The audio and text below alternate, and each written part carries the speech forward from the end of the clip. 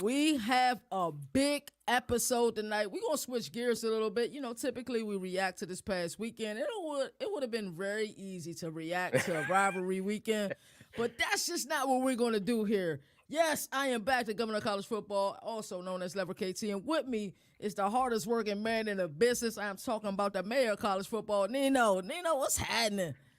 This is gonna be a fun one. I'm excited. It's been busy. A lot of coaches catching the axe. A lot of kids hopping in the portal like it's swimming time, but in the summer, so it's you know, everything's going. My brain keeps spinning around, but I'm excited for this one because a couple teams I like to talk about.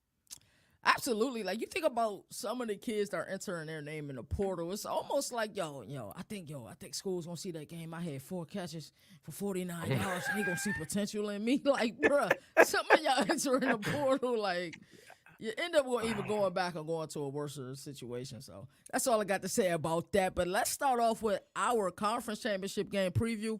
We're gonna do some of the major G5 groups, and then we're gonna get into these P5 groups. And I got a special game saved for last for just really for my guy Nino there, as he called his shot after a loss. And what Michael Jordan got this clip where he talk about. He said it's easy to talk trash when you're ahead, but a good man talk trash when you're behind. He said that's the sign of a good man. And Nino, you called your shot after both of these teams lost. We're gonna talk about that a little bit later, but let's kick it off with a few one-liners for this Conference USA Championship, where the Aggies from New Mexico State travel to Lynchburg to take on the Flames of Liberty. CFB Nation will be in attendance, and Nino, I cannot wait. We'll be live from the field. Nino, give me a few one-liners for this game. OC Willie Collins' phone needs extra battery because that thing can't stay charged right now. Talk that talk. Caden Slater is hotter than the devil's armpits, Mm. and you should have never let Clinton Cooley smell the end zone. He like a bloodhound. After week 5, it's been 7 out of 8 weeks with a touchdown for 13 total. Wow. Phenomenal. So let's go ahead and move over. Let's go north for a little bit. We're going to go to MAC country with two teams that are both a part of the CFB Nation Network. Shout out to all schools that are a part of the CFB Nation Network. We have about 65 plus schools now, I think, Nino, where Miami of Ohio take on the Toledo Rockets. CFB Nation had exclusive interviews earlier in the season with Judge Culpepper. Jesus Christ, that guy is going to play in the NFL one day. And also a great prospect in Matt Salapak. He's a tackling machine from Miami, Ohio. Listen, give me a few one-liners about this game as far as your expectations. If you don't know, you should know. He's probably one of the most slept on players in college football. Mr. 7 yards of pop, aka Penny Boone. Dude's got 40 or more 10 plus yard runs this year. Nobody talking about him because he's from Toledo. Nope. Shout out Dino. He talks about him. Yep. Miami, Ohio's defense is tough as nails. Tough. Shit. They blocked a field goal at the end of their last game to get to this game. That's tough, all right? Chucky fucking Martin. Best season in 10 years as a head coach from Miami of Ohio. Has he hit the ground running? Has he finally installed his scheme coming from Division II where he won, 2 national championships? Has he finally hit the ground running now? Is this the one that sets it all going?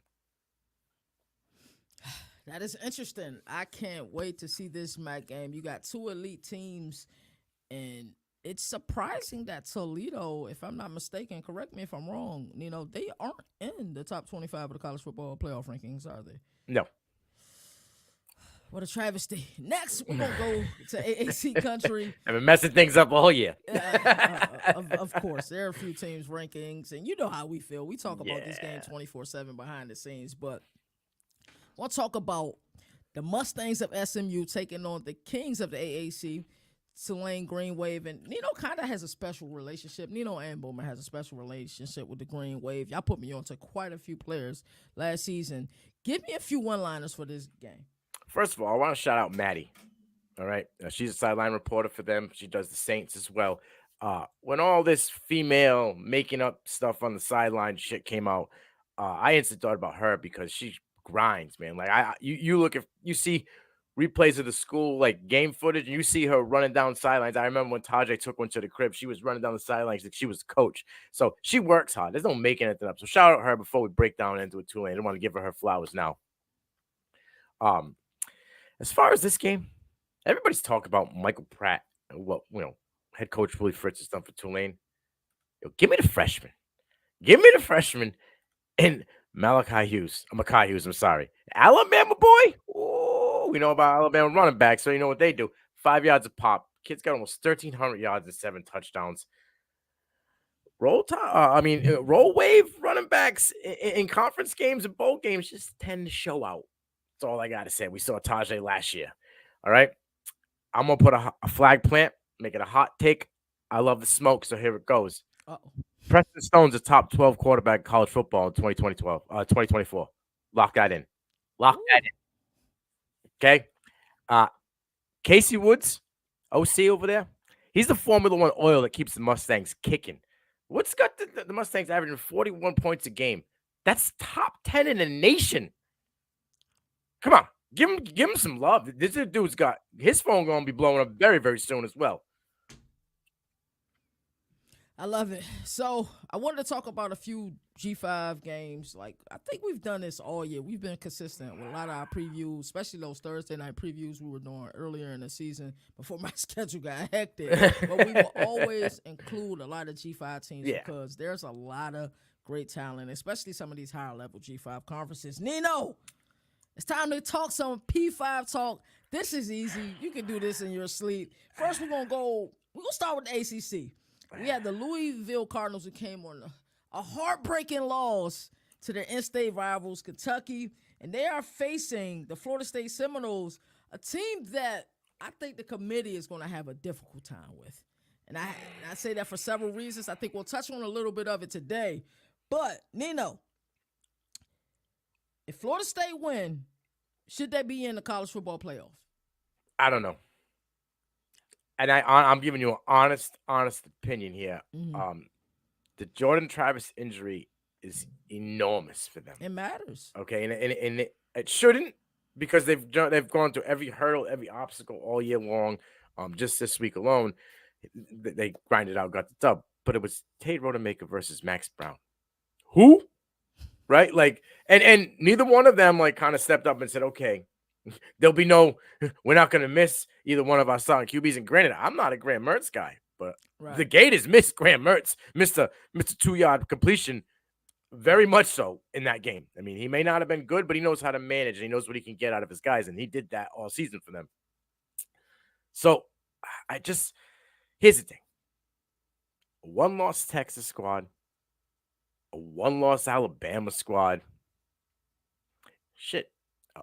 A 1-loss Ohio State, right? Like, they look a little bit more, savory than an undefeated Seminoles team that's squeaking by with Rodemaker. Now, they come out in this game and dog walk the Cardinals. I'm talking dog walk, like just straight shit on them. Kind of like how Kentucky was before they did all year and just kind of throw up on their feet. Yes, they won, but they should have won, convincingly and going away in that game. Right. They didn't. For sure. They let them back in it.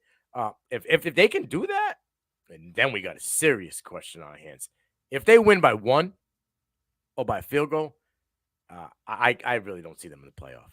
And it's sad because a lot of those kids on that team deserve to be there. But the committee's got it wrong at every aspect this year. Why would they get it right again? You know what I mean? Think about the financial aspect of the college football playoff. We seen a national championship that was 88 and out the gate. It was over with by halftime. Think about the money lost from people turning the TV off outside of, the fans in Athens and a few supporting areas. Like, they have to get this right. If I'm looking at the makeup of a 13-0 Florida State team without their leader in Jordan Travis, and I'm looking at a 12-1 Texas team or a 12-1 Oregon team or a 12-1 Alabama team, and we're going to talk about them a little bit later, you would have to like their makeup a little bit better because you don't want to put Florida State in that playoff, even though it's the right thing to do if they're 13-0, but you don't want to put them in that playoff and lose money. That's just something we don't want to do. Governor. Yes, sir. Florida State lines up against Michigan with Rodemaker at quarterback. Who you like better, that or you like Bo Nix in Oregon lined up against Michigan, That, or even Mister Gimme the Heisman, Jalen Milrow, right? You call this right, right. right now. Like I like that's a better Yeah, game. I love that's a much better game. And it's unfortunate, but it is what it is. Like this is the sport that we love. And I would love to ask Moon if the Uh-huh. BCS would get this one right, because I think they would get this one 100% wrong. You know what? I think the BCS will get this one wrong too. Because who are the two teams that are in it?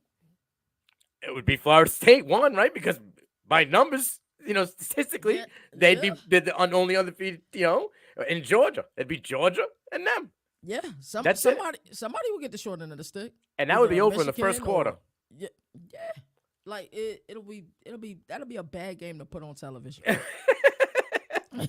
So give me some players to watch for both teams.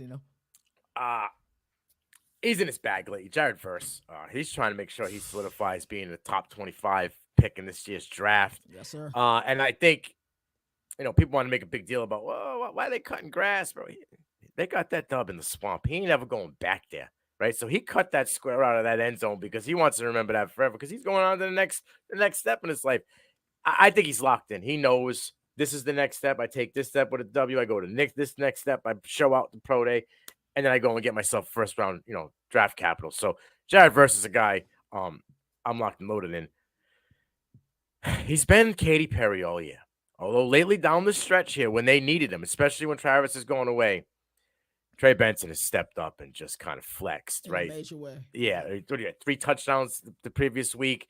The explosiveness is back, and this is what I told you, right? When you were like, Benson and Henderson, I said, I got to see the explosiveness for both of these guys before I'm all in on them, right? Right. They both had it these last 4 or 5 weeks. Both of these guys have had it, for Florida State and Ohio State. So, yeah, I think Trey Benson is the legitimate X factor in this game, right? Everyone's saying, the elephant in the room will be, Rodemaker, but everybody knows that they're not gonna put it in his hands to win or lose. They're gonna let Benson be the catalyst of this offense. And then on the other side, the dudes that have carried them the whole time. And I'm not trying to short the defense, because defense has been stout, but that offense has been prolific for Louisville. I mean, you got Jordan, Trash, and then, out of nowhere, right? At the beginning couple of games, Plummer was just a guy kind of managing, and now he stepped up to be one of the top QBs in the ACC and in college football. So, those 3 amigos on the offense are the guys I'm looking at. I love it. I got a hypothetical for you, and I know we don't like to step into this hypothetical world, being that, no moral victories has always been like one of the catchphrases of this show. If Louisville had beat Kentucky, if they went on and beat Florida State without Jordan Travis, is there a case for them making a playoff? Of course, they would have needed some help, but is there at least a case? Would there have been a case at all? I think there'd be more of a case for them than there is right now for Florida State if they win this game. That's a great take. Look at their schedule. Look at who they beat. They've been probably underdogs the majority of the year, right? And they've beaten teams handsomely. Like everybody, I'm a BC guy, so I can say this and cry a little bit inside about it. Everybody thought that the BC Louisville game was going to be close. BC had kind of figured out what they were doing. Mobile QB smoked. They kind of changed their season for them in a good way for BC, because of, let them know, hey, check yourself, boys. Right. This is the real team in the ACC, not you guys. And BC went on a run after that, but yeah, my only concern is there's been a lot of film. Kentucky sucked all year, right? They haven't been anything special. Devin Leary's kind of been down. They made Devin Leary look like he was, 2021 Devin Leary. Just chucking the ball around, hitting every. Ray Davis killed him again on the outside on long runs. Like I said, the defense is stout, but they've been kind of exposed a little bit. The tape is out. I'm a little concerned. And that's why I say, if Florida State can win handsomely in this one, that wrench is super big. They're throwing a big monkey wrench in this plan. And it should be 100%. You think about the pit loss that Louisville had; it was kind of the same formula. And then they fire their OC because they say he's trash. Yeah, you know what that is. Yeah, I know what that is. This The time fall of guy. year, AD wants answers, and somebody has to be a fall guy. Eeny, meeny, miny, mo. Go. Yeah, it's one of the. I think there's a couple teams in the college football landscape. They're like are big what ifs. Arizona, I think, is the biggest what if in college football. Like, what if some of those one-score games went the other way? But then you start thinking about, well, what about some of the games that they won that could have went the other way? Right. But Louisville, like, what if Jawar Jordan played the entire game versus Pitt? Well, we are still seeing the same outcome. Would we have to see Plummer take that step early? His growth Right. came on at a perfect moment because Right. Jordan had the injury for a game and a half, I think it was, right? Game and a half, Yeah, and that's they needed him at that moment, but they were able to string him along slowly, right? Because Plummer was nobody really, and that's not a knock on the kid. I think it's a I kind think of like that's a boost that's for him. very accurate. That's He very was accurate. he was a guy that maybe he could be a dude, maybe he could take a step, maybe he could help Louisville this year. But the talk was trash on the outside, right? And that defense. That's what the thing was. And the Right. new coach coming in, and he carried them. Like just like I mentioned Stone for SMU, like he carried that team when they needed it. Those two guys were the dudes. So All right. You know what time it is, Nino? Who will win and why? oh boy, this is a tough one. It is. I like Mike Norvell, and I like the Seminoles. Give me the Seminoles because I think that defense can slow down the one thing that needs to cook for that offense. If you stop Jawad Jordan, Ken Plummer, in a game where it's going to be needed to be on him entirely, because Jared Verse could Verse in that front seven can literally take away Jordan. They could disrupt the game. Eliminate him. And then and also put pressure on Plummer, make him move out the box, who's been very good this year on the run. But all he's got to do is have enough space to hit Vash over the top. Okay, and that's the stuff that can Cypress be the guy to contain him. Akeem Dent's been there forever, but he's had 2 off years in that secondary as a safety. So it's like, I don't know. Give me the Seminoles, but I don't think it's enough to get them in the college playoff. Give me the Seminoles by a touchdown. I like it. I'm actually 100% in agreement with you. I think the Seminoles will win a close game, 13-0. I don't think that it's like an automatic bid into the college football playoff, though. We will see. Next, we're going to head to Big Ten country to watch an old slobber knocker, as they used to say in the WWF. Yes, I still call it the WWF. As the Hawkeyes of Iowa take on the Michigan Wolverines. Nino, this game, I think, the 21.5 opening spread, I thought it was a bit much.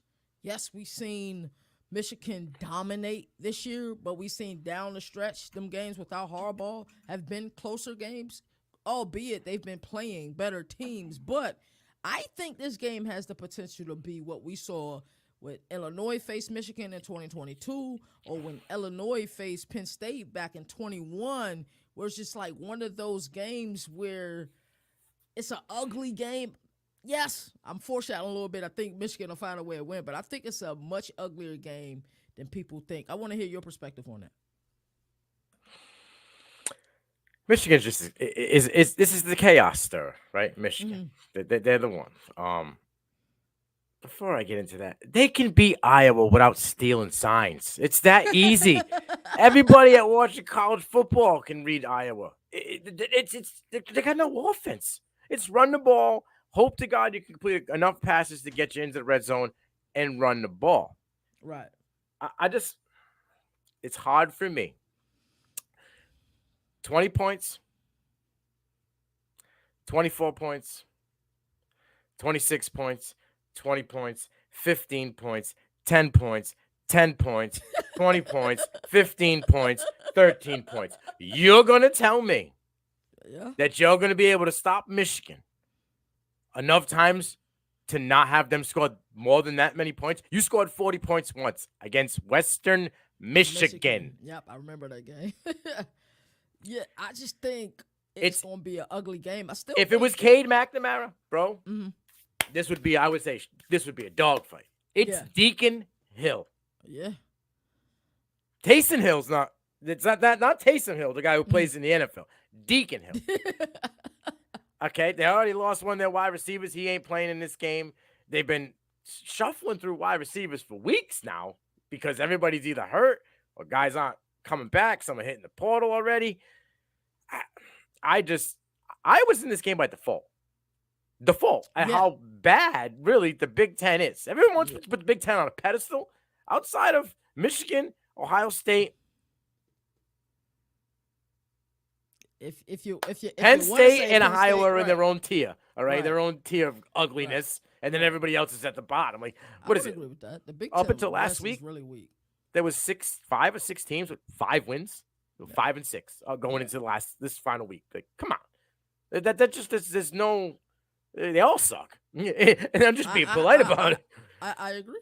1,000%. I So, think you talk about 88 and out the gate. mhm. This could be 88 and out the gate, Woo. quick, bro. If for some reason they find Donovan Edwards on the back of a milk box and bring him back to Ann Arbor, right, and bring him, Uh-oh. and he decides he wants to play football again instead of just chillaxing this year. I don't know what's up with him. I made a post about him. He could be close to 600 yards in differential with only like 30 carries. Wow. Differential. That's a Wow. big drop for me. When you got one guy who's got like 20 touchdowns on the ground, who doesn't even look as dominant as he was last year. No, that's 100% accurate. And it just don't make no sense. Like, Corum's giving you the opportunity to take snaps. You can't even capitalize on them. So they just keep feeding the beast. No, that passing game sucks. Everybody who tells me that J.J. McCarthy is a first-round draft pick, you can send Massachusetts, send whatever you got in your pipe. I'll smoke it because that's some good stuff. All right. There is no way. Well, I've seen down the last 6 or 7 games that tells me that J.J. McCarthy is a first-round draft pick, but Will Levis wasn't a first-round draft pick. It doesn't make any sense to me. I don't know what screen you're watching. Are you watching with one eye? Are you watching with 3D glasses when you watch a screen? Maybe things look different to you, but it don't look. You want to talk about 15 yards or under? J.J. McCarthy is a beast. You want to talk about throwing the ball downfield in a pocket, not on the run? I got questions. You want to talk about, back shoulder throws on the sideline? I got questions. You want to talk about keyhole throws in between double coverage? He did 2, and they glorified that. But if you look at a lot of the other ones, they weren't, they caused problems. He's got 2 or 3 touchdowns outside of last week in 5 games on the stretch here. That's not a first-round pick for me.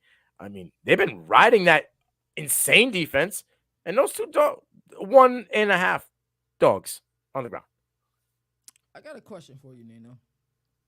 And there's a reason I'm asking this question, but we shall see your answer. If Michigan somehow loses in a game that they should win, are they still in the playoff? Michigan's the best team in college football. Thank you. Okay. Michigan, Jim Harbaugh, no. Stealing signs, no. That don't matter. It don't matter. Crying, no, this one was for you. You can take it. It don't matter. Emotional Manny over there. It doesn't matter. The people on the field and what you watch every single Saturday. Michigan Wolverines are the best team in college football. I don't understand either, but I will tell you this: he has taken steps, leaps and bounds in the middle of the field. Isn't that what I told you? Yep. Middle of the field. 25 yards or under, my man has taken huge steps.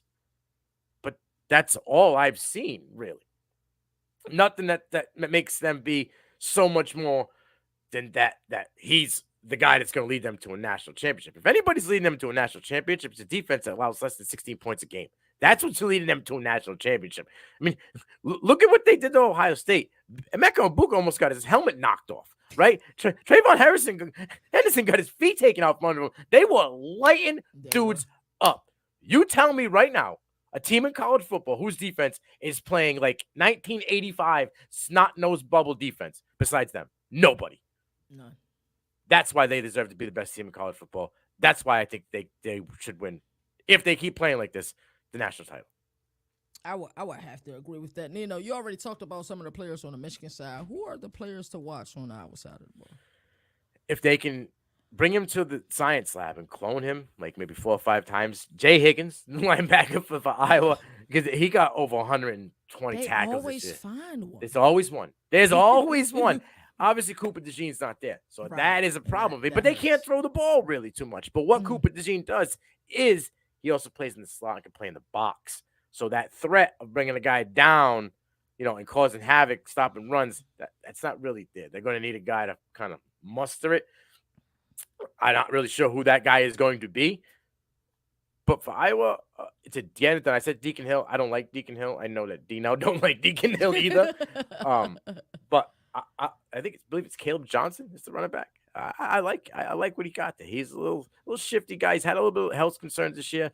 Um, if he can perform well and kind of spread that defense a little bit, because you know what they're going to do. They know that Iowa's a one-trick pony, can't Yeah. pass. They're going to stack it with 7, Yeah. and they're going to just come. They're gonna load the box. And then when you think you're gonna you stack everybody in the protect, and they're gonna drop back, 3 guys, 2 linebackers and the safety, and you're gonna have only 4 guys splits, and then you're gonna look like an idiot because you're gonna be taking coverage sacks because you.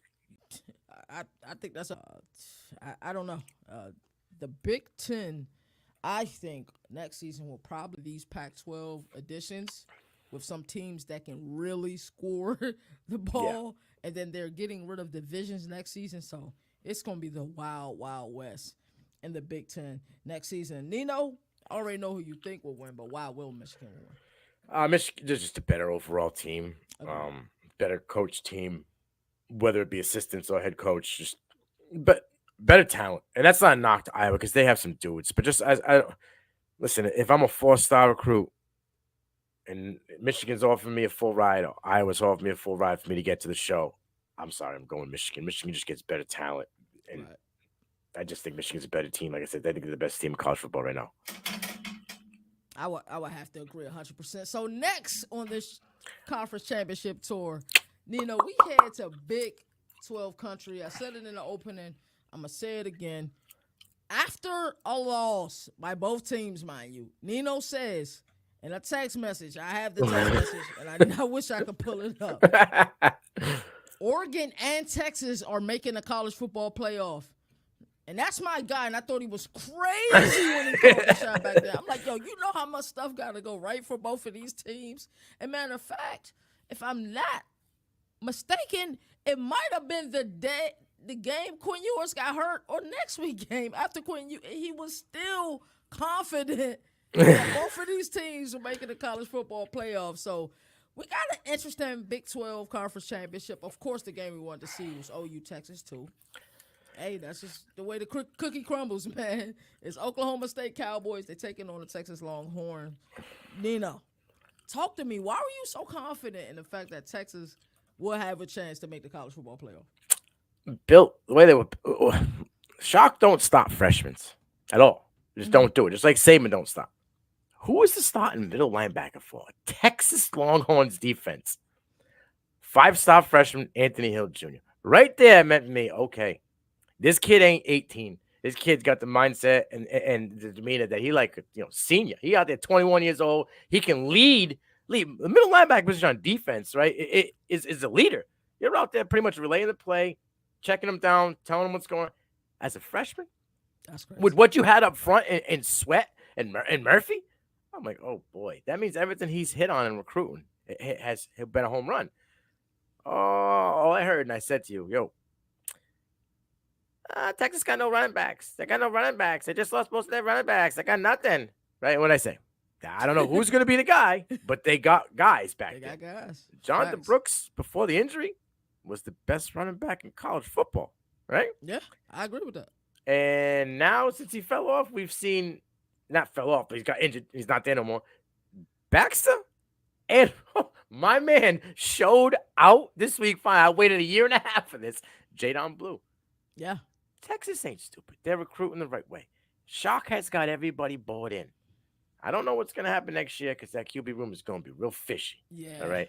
But right now, the pieces that everything he brought in, the recruits, the portal, A.D. Mitchell, everybody looking like, what? Where was this A.D. Mitchell in Georgia? Why couldn't Stetson Bennett find this A.D. Mitchell except when it came to the playoffs, right? Right. Every single thing that Shock's done, he's hit out the park. Oh, Quinn's hurt, going to miss a couple games. Wasn't worried. Malik Murphy, look, in the spring game. Oh, everybody said, oh, he's going to take. No, he wasn't going to take Quinn's job. But what it made was it made comfortability with them within. Now, if Quinn got hurt again, they had a kid that could step in. And they didn't have to go to the true freshman who maybe he wasn't ready. We finally got to see a little bit of Arch this past week, which was nice, and he looked okay. But there wasn't really pressure when you're up by 30 points. Right, right. It's no big deal, and that's He's how he just going should through the have got motions. us his way to be brought into Hmm. a game. No pressure. Go out there and have fun, kid. They It's the growth on all ends of Longhorns football, all three phases: offense, defense, special teams. The way Sharks' game plan's finally phased in, it's all his now. I mean, they're locked and loaded. And I didn't think there's no hiccup. I didn't think that a hiccup. If they can get over the hiccup of Quinn Ewis, there was no other hiccup in there, unless they lost Sweat. That would have really done anything to change it. The trajectory for them. Right. That it's interesting because I remember like you saying that, yo, like Texas gonna beat Alabama next season. I mean, we weren't even through the 2022 season. I said it last year. I said they Yeah. were going to win last year, and I stick by. If he didn't get hurt, they would have beat him last year. Yeah. Yeah. So it's just crazy to see, so many things come to fruition. Of course, just like, with everybody, there was a couple of things we were wrong on this season. We Oh were yeah. right on an awful lot this season if you just look at everything. So give me some of the players to watch in this matchup. I'm gonna go with listen. Everybody says Xavier Worthy's possibly a first round draft pick or high second round, and I'm with it. The fumbles to me are a thing. I kind of get concerned about it, but I got 80 Mitch. He got to be the X factor for them in the receiver room, right? Like Yeah. Oklahoma State's good. They got a good defense. They got a hell of a running back in Ollie Gordon, right? And the kid's been absolutely unbelievable these last 9 weeks of the season here. Are you scared of Bowman? Is I'm sorry, but is Alan Bowman, is he really going to scare the Texas Longhorns defense, who has a dog at all three levels of that defense? And I don't No. think so. What are they going to do? They're going to see if Allie Gordon can be the meat and potatoes for them. If Allie Gordon can carry them, so they're going to stack the box. But the problem is Texas has at least 4 to 5 star players in that front seven. And Yeah. I don't know if he can carry 30 times. He's done it 3 times this year. But he's never. He only faced one ranked team, and that was Kansas. We all know how everybody runs the ball on Kansas. Right. It's just the way it is. So I just don't know if Gordon has enough in the tank to take them big hits, right? And he's been a machine this year, but it wears down. This is going on 10th game where they're relying on him for 20 plus carries. I don't know if Gundy has enough scheming up. He's schemed a lot in the last 2 weeks to get these dubs. For sure. I don't know if he's got anything new in the tank for this one. I just think Shark's mind is as sharp as a Ginsu right now, and his game plan for this is going to be just to put the foot on his throat early. It's a lot of times when I'm watching Texas, and it seems like Sark is like the bigger the moment, the more calmer he is. Like he's taking a knee. It's like he's a Zen professional. Yeah. Just dialing up play by play by play. I've been impressed with him because we've seen times in his head coaching career where things just went left. And they went left ASAP. So I'm proud of him. So let's get to a question that I want to ask. Does Oklahoma State have a chance in this game? I mean, they're there, so everybody's got a chance, right? I mean, Quinn could step off the porch, roll an ankle. Someone could kidnap Shark in the middle of the night, and they have no game plan. There's crazy things happen. It's just the way it is, right? But it's a numbers game for me. And when the guy that's going to be leading the offense has 11 interceptions and only 10 touchdowns, and you're going against a team that is super dialed in defensively, who have a lot of playmakers and a lot of guys who can literally change the field and change the outcome of the game in the blink of an eye, I'm going to give you my best. So you're telling me there's a chance? That's about as much chance as Oklahoma State has in this one. I would have to agree with you. So give me your score prediction. Why will Texas win? I'm going to go 35-17. Oh, okay.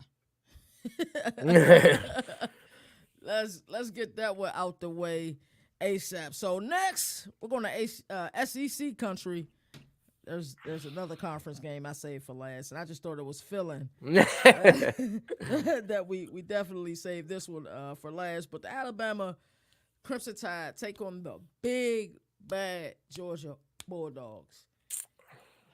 In the preseason, my college football playoff prediction was Florida State, it was Georgia, it was Michigan, and it was Alabama. I just thought somehow, some way, some shape, some form, the SEC would get 2 teams in.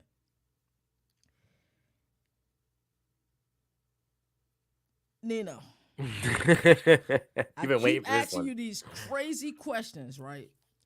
If Georgia win, are they still in the college football playoff? If Alabama wins, I'm sorry. If Alabama wins, yes, is Georgia still in the college football playoff? Ooh. This is a lot different than the Florida State question. Yeah, it's very different. It's a little now, different. Because now you got, the top dog that you want to call them, right? But UT Mon, Ball State, UAB, and then the rest of it's SEC. So it's not their fault that Vanderbilt blows, right? It's not. But you just squeaked out a win against Georgia Tech. Yeah. You just squeaked out a win against Missouri. And in that Vanderbilt game, who sucks, the score is deceiving because it was a 17-point victory, but it was less than 10 points with like 8 minutes to go in that game, and Georgia pulled away. Also, Nino, I have some intel. I mean, I didn't mean to cut you off. Go. My man Moon was on the sideline, and whenever he's at Bobby Dodd, he's always on the visitor sideline because he loves getting intel. He said that a big name defensive player, a name he wouldn't even tell me, because he didn't want this to get out. But he said that if we put this on film, Alabama's going to see this, and Alabama's going to beat us next week. What? Yeah. Wow. Yeah. Wow. Yeah. Hey.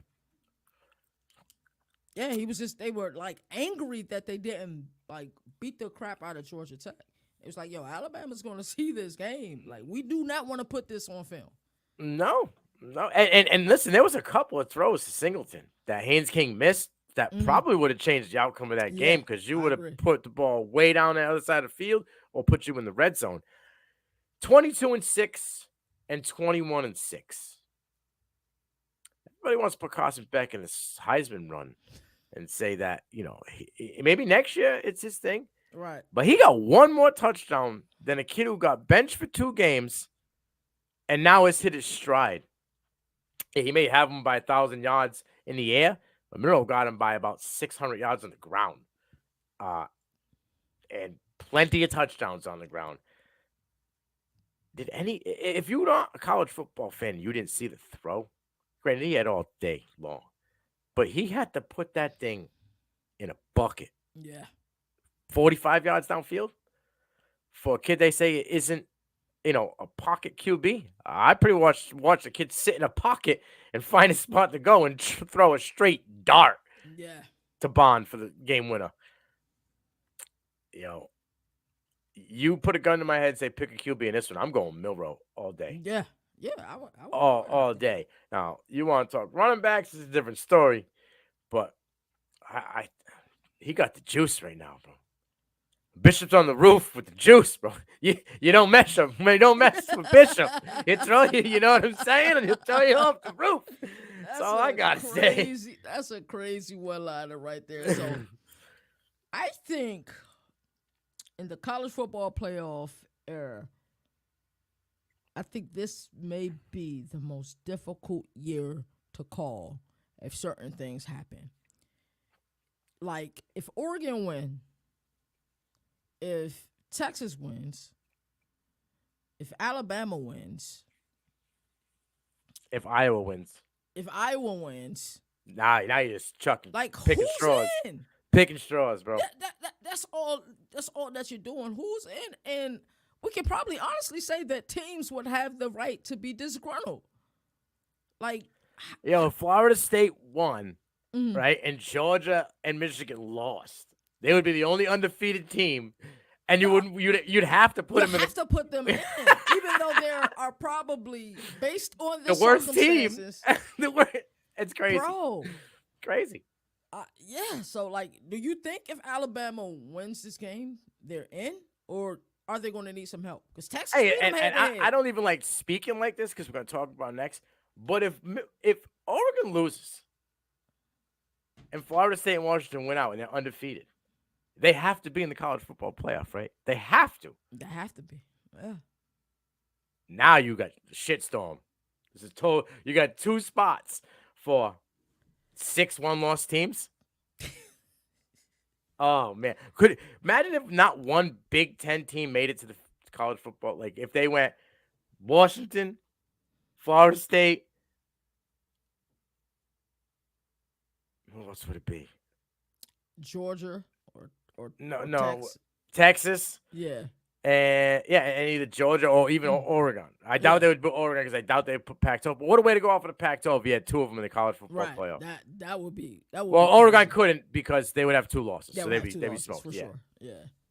But- But just it could be possible if Michigan does not win this game. It is possible that what Ohio State thinking like how close does Liberty come if they win, going 13-0? Would they jump up to like in the top 10? Would they be a 6 seed? Like you're undefeated. There ain't many Yeah. others. yeah. Like I don't know. Like this, just the way that we're going out of the 14 college football playoff era is just crazy. Like somebody either way is going to be unhappy. But this is the way it should end. This is the way it should go out Yeah. with going into the 12 team. Because look at everybody wanted parity, wanted different, wanted to have more than the same Mhm. teams. And look where we're at right now. Yeah, there's a Yep. lot of the same teams, but there's a lot of teams people are like, oh shit, Like you said, it's certainly different. Let's continue with this game. Who are the players to watch in this matchup? In this matchup, I'm gonna tell you something right now. Uh-oh. I've told you he's been DB1 all goddamn year. I don't give a shit who you talk about. Yeah. People want to say he ain't the best DB on his team. Go smoke another one. Terrion Arnold is not better than Kool-Aid McKenzie. All right. Stop it, man. People just don't try Kool-Aid because they know better. right. Lad McConkey ain't doing that. Right? Like these guys aren't doing that to Kool-Aid. It's just not happening. It is not happening. Rod Thomas ain't doing that. That stuff that they've been doing to Kool-Aid. And then you have Terrion Arnold on the other side. And then you have my boy, Caleb Downs, the freshman that's built like a senior. That boy got the swagger. He got it all. I think it's 6 straight weeks. He's won freshman of the week in the SEC. Like, come on. You don't need the guys up front to play out when that secondary ain't giving anybody a chance to catch the ball. They can just get in there and dominate on their own because, again, coverage sacks and coverage turnovers just because everybody up there is locking them down. So, for me, it's Kool-Aid and Caleb. Dallas Turner, obviously. I heard a lot that he was as good as Will. I don't think he's as good as Will. No, and he isn't. He's had games. impact plays and impact games, but no, I would agree with that. I think they saved him last week for this week. I think Brock Bowers will come in return to save the Bulldogs, keep them in this game. But the X factor is gonna be Beck. Can Beck put his big? As much as I didn't like Stetson Bennett when it was these games, these are the games that Stetson Bennett showed up. He may have rode the coattails all season, but when it came to these games, he was nails. So Beck's gonna have to be nails. All right, so we're gonna get into the prediction. I think Alabama wins this game. It's the only thing that works for my theory as far as my 4 teams getting in. Even though now I don't think they get in because I think I'm not sure Florida State gets in. I just don't know. But that's, I guess, remain to be seen. But I think Alabama dominates in this game. I'm not talking about the score, but I think this will be a physical beatdown of Georgia. I think we'll see big bad Georgia not look so big and bad in this game. What are your thoughts? If we could go ahead 20 days, Mm, and then rewind a year. mm. He made a comment to Nick Saban on live television. Uh-oh. Nicky ate that. He ate it. You saw the face? He My said man Kirby David Smart Pollack. and yeah, and unfortunately he's not on TV no more, right? I wonder how that happened. You don't bite the hand that feeds you, boy. But he made a comment and Nicky ate that, and that sat Yep. right here for Nick all year. Mm-hmm. Okay. And there's one thing you say when Nick's quiet on the sideline, watch out. Now, when Nick got that shit in his eye, that red shit, boy, that means he got them sleepless nights. I mean, my boy's dialed in, sitting on the couch, just watching film, figuring out a way to beat everybody and take the college world by storm. I would like to say they're not going to win, but I think Alabama's going to win as well. Really? Yeah, I think the boat that they're riding with Jalen Milroe, that's like a Caribbean cruise ride right now, and he is just cooking. If Bama beats Georgia by 17 plus, They don't make it. they don't make it. Georgia don't make it. They don't make it. But it's crazy that we had enough two-loss teams last year that when TCU lost to Kansas State in the conference championship, they were able to make Shouldn't have been there. it. Yeah, we know that. Another money grab. All right, let's head out west. This You one even need goes- to ask me this. huh? You got to even ask me this question. I should just. It ain't even the same team. Yeah. They're not even the same team. Like, I'll tell you something right now. You take this team and go face Georgia week 1 of last year, that shit would have never fucking happened. I agree. Never happened. Like, this team, everybody wants to say, oh, Bo, bro. They brought Bo there, and they built that team around Bo. They did. And this is why Bo can go for 78% completion. He can do whatever the hell he wants back there. Knit a sweater, have a cup of coffee, call for brunch, call Domino's. It don't matter. But the people in front of him are the White Walkers and Jon Snow. Like they are there for him, and they will protect him at all costs. It does not matter. He is the Lord and Savior of that football team. But the way that team is clicking, every single person at every single position, both offensively and defensively. I don't know what the hood over Michael Penix was at the end of that game, but if Michael Penix ain't 100% healthy, oh boy. Oh boy. Or maybe they put the hood over him because they didn't want to have a Caleb Williams moment. I don't know. Maybe he was emotional. They didn't want to put that on the screen. I've watched football a long time, and when you don't show a player, that usually I got to do something with injury. Right. And he was hiding his head in the bucket before the kick even happened. Like, he was stuffing his head in the there's like that like TV camera section. Like he didn't even watch the field goal kick. Now I know they want to say that it's because he couldn't stomach to watch. He was nervous. I don't know. Michael Penix don't get nervous. That boy threw a dime against Oregon to win. Right. And then as soon as they won, they put the jacket over his head and walked him to the locker room. That makes me a little concerned for Washington. Also makes me concerned is Danny is cool as the other side of the pillow right now. Cool, bro. When Dan Lanning's cool, watch out. That's what they say. When Nicky's quiet, watch out. When Dan is cool, oh boy, watch out. I honestly think that this is going to be an ass whooping. Oh. Oregon outplayed them in that game and got beat Agreed. by a Heisman throw, a Heisman moment throw by Michael Penix. But Oregon in that game beat them on every. You go run it right down outside of the score. They beat them everywhere, up and down the field, and they're a better team now. I don't think the Huskies are a better team. Yeah. Dylan Johnson's in a walking boot. Mm. You need Dylan Johnson in that offense to beat Oregon. I'm sorry. And we seen the amount of points this Washington defense gave up to Utah in the first half. We seen the amount of points that they gave up to USC. What did Oregon do against Utah? In Utah?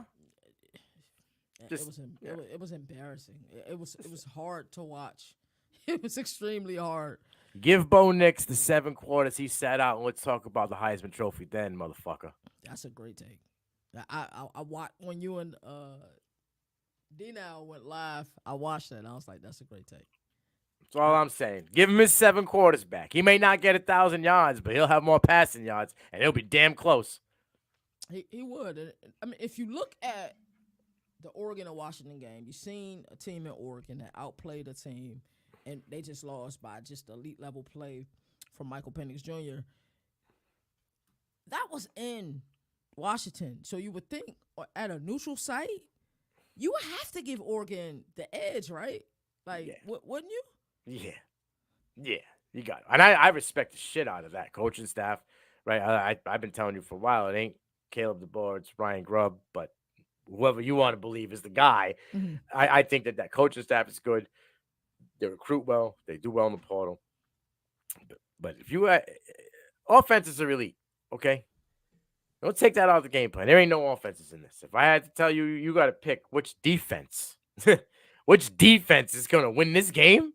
I'm going with Tosh LaPoy and the job that he's done this year as defensive coordinator, because a lot of people was coming at him last season. But that's a Big Ten defense right there. yeah, for sure. That's an SEC defense right there. Yeah.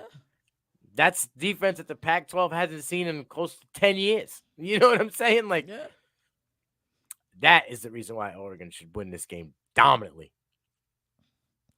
Let's take a second and talk about the Pac-12. Now, I told you, I think maybe a few months ago, that the reason I'm not in love with college football college basketball the way that I used to be is because Big East once the Big East wasn't the Big East anymore for me, I couldn't watch it the same way. Granted, college football is different. I love college football so much. The hell with the Pac-12. I don't care if they're here or not. I'm still going to Two-pack. Yeah, with the two-pack, right? Yeah. But in the grand scheme of things, you look at this season, I think that the play in the Pac-12 has been overwhelmingly better than the play in all the other Power 5 conferences. But what will you remember the Pac-12 for? This. Yeah. They will go down as the best season with the most talent in the Pac-12 and the biggest fumble by a commissioner in the history of college football. He chased the bag, and when he got the bag, it was open at the bottom. Nothing there for him to get. And he lost everybody. This is why we have no Pac-12 right now. Because if he had locked down a deal before the season started, all these teams got that money, and they ain't chasing the money, right? Because they can work in. Why would they want to leave being in the Pac-12 going to a 12-team playoff next? You're guaranteed at least one or two teams in that. They wouldn't want to. This guy screwed everything up. He's a shitbag, and he'll go down just as bad as the guy in front of him. Them two commissioners literally were the downfall of the Pac-12. Back to back. They both had no football knowledge, but yet were placed in the position of power. Stupid. Yeah, George Clearcloth really showed a lack of leadership. They say there's three type of people in the fast casual business. There's people who make excuses, people who blame others, and people who wait and hope. He was waiting and hoping. It's almost like the play waiting for a good dough. He was waiting for something that was never going to come. It's like a puppy dog. Like, when they drop him off at the pound, and you're waiting for your owner to come back. He'll be here. And we seen something completely different out of the Big 12 commissioner, Brett Yormark, as he was actively seeking out teams. He was visiting campuses, talking to athletic directors, spreading the word about what the new Big 12 is going to look like. And we just seen a difference of how those situations will happen. Hey, you just got to keep his personal opinions to himself. Yeah. You get exposed like that real quick. Yeah, That's Texas Tech. That aged like milk, bro. They put him on a scoreboard and everything. Of course. While he was there. He should have known better, man. So, give me some of the keys to victory for Washington as well as the players to watch. They got to have a running game. If Dylan Johnson's not playing in this, like I said, he's in a walking boot. That is a substantial hit to that offense. Maybe they get the third stud in the wide receiver room back in this game, Jalen McMillan. They haven't had him for most of the season. Yeah. And we've seen Jalen Poe kind of step up, and everybody wants to talk about him being, a wide receiver in this class that could skyrocket. I'm sorry. I like Poe a lot. He's a shiny new toy. Okay. People forget about McMillan because he wasn't there this year because of injury, but McMillan was the dude before Romeo got there. Like, you know what I'm saying? And yes, Romeo is a top 5 receiver in this class. He may be a little bit better than McMillan only because I think the injury helped though. And his ball tracking skills are next Yes, level. this year he took a step having to be the guy. Hmm. If McMillan was there, I don't know if Romeo would be considered a top 5 wide receiver in the class. I would have to agree with you. But it happened, and that's what it is. So, but if he is healthy enough to play, I don't know. Maybe they pull the Georgia with the Brock Bowers thing and kept him for this game. Then they could use one of those guys, kind of like a running back, screen him up, get him in the backfield, and you kind of been able to spread Oregon. With Oregon, I can't tell you a guy because they find it every game. It seems to be Troy Franklin and then whoever the hell else Bo wants to hit. Either it's Ferguson at the tight end position, either it's Gary Bryant Jr. I mean, lately it's been Tez Johnson in like 3 games in a row where he's had like 70 plus and a touchdown. Uh, Bucky's always on, right? So it's like it's too many guys on the offense. Defensively, it's Dorless. Dorless is just an absolute monster. I'd have to say he's the most versatile defensive lineman in this class. I don't know if there's another defensive lineman that can play interior and exterior as dominant as him. Wow. What are the keys to victory for Oregon in this game? Don't do anything different. I love that. Do exactly what you did in the first game, and you will probably run away with this one. Don't change. They knew what they were gonna get, right? Mm-hmm. And they couldn't stop them. They couldn't stop them at all. And now all these guys are more fine-tuned. Like Tez Johnson wasn't even an option in that game. Tez Johnson's been elite. They didn't even really use tight ends in that game. And Ferguson stepped up these last couple of games, multiple touchdowns. Last week, the other tight end had 2. So it's like they're spreading the ball. They're not letting you key on one individual guy. And if you take Franklin away, they have enough weapons to beat you where you can't take Franklin away enough of the game. All right, give me your prediction. Who wins this game and why? 31-21 Ducks. I think you might be dead on there. So before we close out the show, Nino, give me your college football player. Michigan. Mm-hmm. Texas. Mm-hmm. Oregon. Mm-hmm.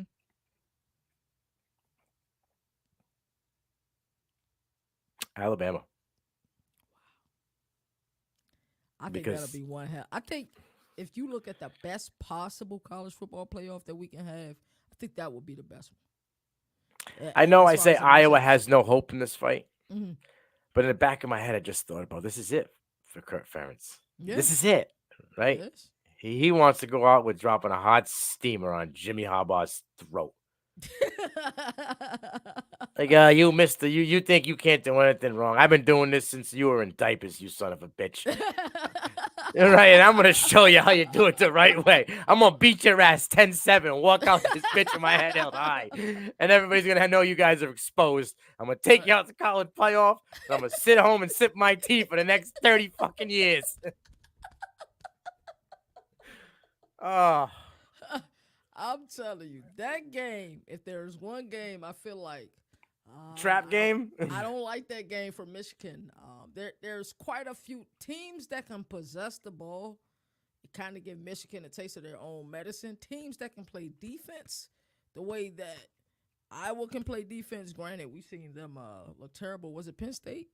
Yeah. Beat the crap out of them, but nonetheless, the offense just couldn't do anything. But I feel like if Iowa can find a way to run the ball and they're able to stop the run defensively, I think this game could be interesting.